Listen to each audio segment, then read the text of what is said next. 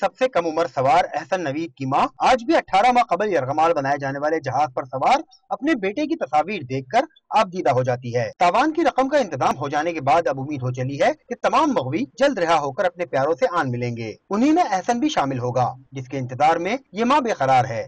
میرے بچے کو گئے ہوئے 18 مہینے ہوئے، جس کی مجھے ہی تکلیف ہے اور میں ہی جانتی ہوں اس پیریڈ کو میں نے کتنا مشکل سے گزارا ہے۔ پیسوں کا انتظام ہو گیا، بس پھر آپ جانتے ہیں کہ ایک ماں کی خوشی کیا ہوتی ہے۔ احسن کا یہ پہلا سفر تھا۔ گھر والوں کا کہنا ہے کہ وہ آئندہ کبھی احسن کو خود سے دور نہیں جانے دیں گے۔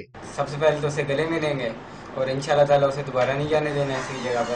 کچھ ایسا ہی حال ہے جہاز کے فورتھ انجینئر ذوالفقار علی کے اہل خانہ کا۔ ان کی اہلیہ جو شوہر کی جدائی میں اشکبار تھیں، ان کی پلکیں اب بھی نم ہیں، لیکن یہ خوشی کے آنسو ہیں۔ 18 مہینے تو ہم نے بہت مشکل سے گزارے ہیں، وہ ہمیں پتہ ہے، جو تو رب کو پتہ ہے، ہم نے بہت مشکل سے گزارے ہیں۔ اب تو بہت سی امیدیں لگی ہیں، اب تو خوشی کے دن ہمارے آ گئے ہیں۔ بیٹے نے باپ کی رہائی کے لیے دن رات ایک کیے، اس کا صلہ جلد ہی ملنے والا ہے۔